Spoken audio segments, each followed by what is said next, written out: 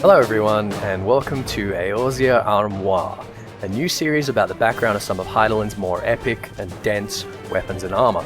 We'll be investigating the lore of these items both within Final Fantasy XIV and the Final Fantasy franchise in general, as well as the amazing and sometimes obscure real-world people, events, and artifacts upon which they are based. Unlike my 20 Malm series, here we'll be less concerned with speculation, but if you're interested in the absolutely massive and fascinating historical and literary plethora that the devs have no doubt been wading knee-deep in throughout the design of Heavensward, or whatever it is they're working on when you see this, please check out my channel. First up is the Gae Bolg, one of the most iconic and popular weapons in the game, wielded by one of the most iconic characters in the entire franchise, the Dragoon. No, it's not pronounced Gae Bolg, but if you didn't laugh at that joke at least the first time you heard it, you might be a lost cause. It's Gae Bolg. One of the most interesting facets about the real artifact upon which this weapon is based is the variance in philological accounts, each giving a slightly different etymology and subsequently different meaning to the term. So some sources written in Old or Middle Irish will simply take any particularly deadly spear to be a Gae Bolg.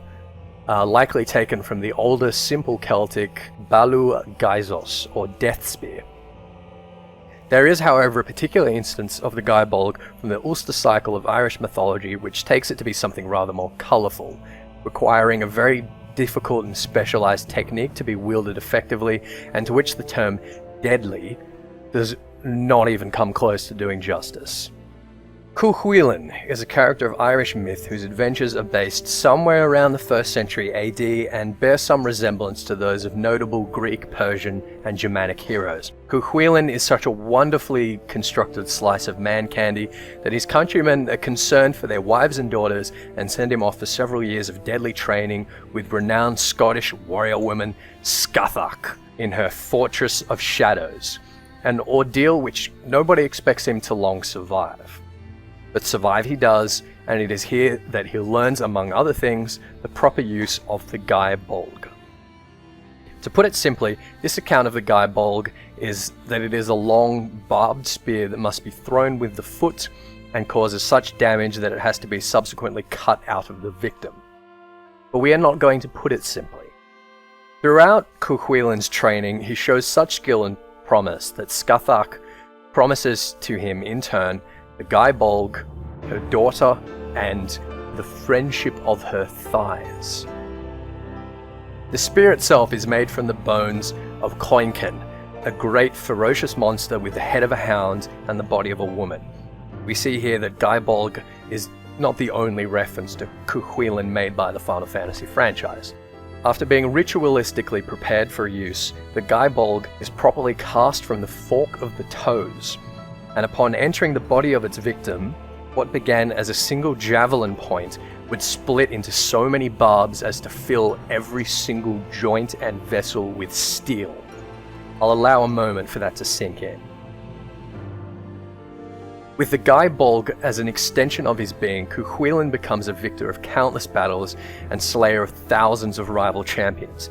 In battle, he experiences a riastrad, or warp-spasm, which invariably spells the swift and terrible death of friend and foe indiscriminately. This is described best in The Tane. The first warp-spasm seized Cuchulainn and made him into a monstrous thing, hideous and shapeless, unheard of. His shanks and his joints, every knuckle and angle and organ from head to foot, shook like a tree in the flood or a reed in the stream.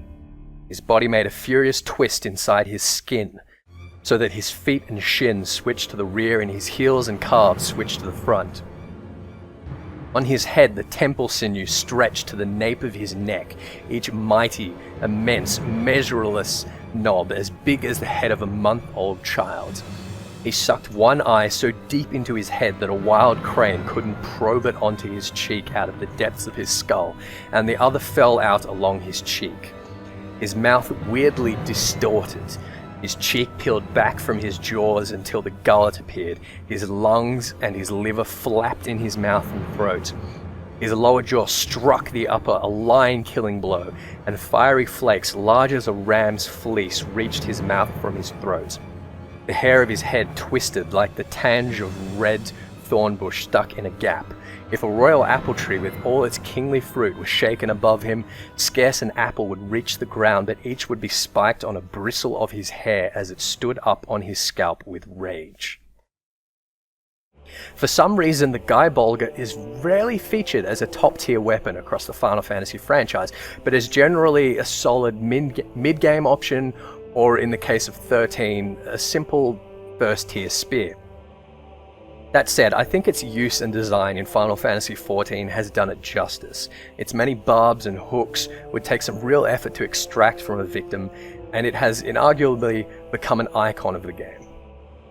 It seems to me a pity that the latest step in the relic upgrade replaces it with the Longinus, but that will be a discussion for the next video. In Crystal Chronicles, Bahamut wields a giant Gae Bolg with his tail, and that is a truly frightening thought. The Gae Bolg is a weapon only fit for a warrior of truly monstrous intent, and one of the only things that I could imagine to permanently dispatch a dragon in the Final Fantasy universe. So the next time you're eyeing up that lol dragoon next to you, just remember Cuchulainn and imagine the immeasurable damage that Gae Bolg is going to do before its wielder jumps into a landslide. That's all the time we have for today. Thanks as always for watching. If you're enjoying this series, take 3 seconds to give it a like or sub. If you want to see more, if you have any questions, thoughts or requests, please leave a comment. I'll be sure to get back to you. All of my videos so far have produced some really interesting discussion. So thanks again everyone, and I'll see you in the next episode when we look at Longinus.